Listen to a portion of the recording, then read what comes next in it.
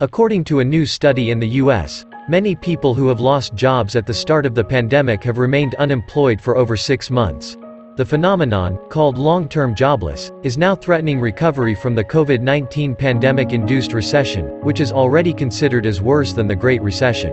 As per reports, a rising proportion of job losses appear to be permanently gone in the US, and probably in many other countries too. When the virus erupted in March and paralyzed the economy, nearly 90% of layoffs in the US were considered temporary, and a quick rebound seemed possible no longer. In September, the number of Americans classified as permanently laid off rose 12% to 3.8 million. And the number of long-term unemployed rose by 781,000, the largest increase on record in US, to 2.4 million. People who have been jobless for 6 months or longer typically suffer an erosion of skills and professional networks that makes it harder to find a new job. Many will need training or education to find work with a new company or in a new occupation, which can delay their re-entry into the job market. These trends have raised the specter of a period of widespread long-term unemployment that could turn the viral recession into a more painful, extended downturn. As per AP, the US now has 7% fewer jobs than in February. The performing arts and spectator sports category has lost 47% of its jobs. It hasn't added any net jobs since the coronavirus struck.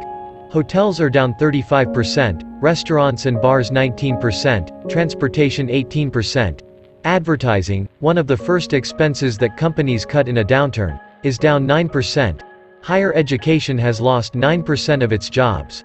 Many classes have been delayed or moved online, reducing the need for janitors, cafeteria workers and other administrators. Normally during recessions, the education sector adds jobs to accommodate people returning to school to seek marketable skills or education.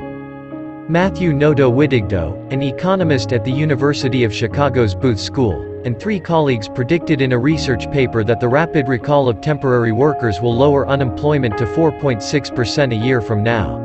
That would suggest a much faster recovery than the previous recession.